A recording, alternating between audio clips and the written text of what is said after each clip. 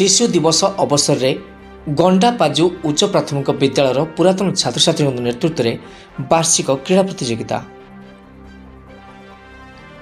देश में नवेम्बर 14 तारिख दिन समस्त स्कूल कॉलेज विद्यालय पालित होईछि पंडित जवाहरलाल नेहरू जयंती। यही दिन मानक विद्यालय मानक फटोचित्र पुष्पमाल्य और धूपदीप दे सभा कार्य उद्देश्य छात्र छात्री भाषण दे था। पुणी अनेक स्कूल में खेलकूद नाच गीत आज प्रतियोगिता होता है। एभली एक स्थान बौद्ध जिला हरभंगा ब्लॉक तलगा पंचायत गंडापाजु उच्च प्राथमिक विद्यालय जहाँकि 1911 मसीह स्थापित।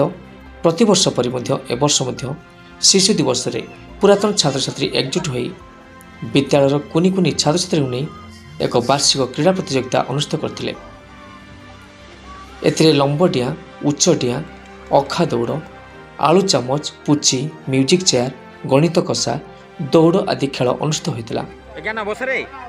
पुरातन छात्र मानकर सभापति रवींद्र बगर्ती नेतृत्व में यह कार्य अनुष्ठित होता। एथिरे मुख्य अतिथि भाव सीआरसीसी संतोष कुमार महापात्र सम्मानित अतिथि भाव अवसरप्राप्त प्रधान शिक्षक प्रमोद शतपथी, स्कूल आलुमिनी कमिटी सभापति कुना बेहरा, स्कूल सभापति सुशांत कुमार प्रधान, वार्ड मेंबर नवीन कुमार बगर्ती उपस्थित रही कृति छात्र छात्री मानकु मानपत्र सहित पुरस्कार प्रदान करथिले।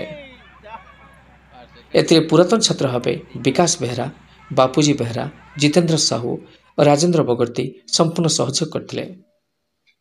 विद्यालय प्रधान शिक्षक निरंजन कहर, सहकारी शिक्षक निरंजन साहू, श्रद्धांजलि साहू, प्रणीति साहू खेल में सहयोग करथिले। बौद्धरू कुना बेहरा रिपोर्ट, ओटीएन टीवी।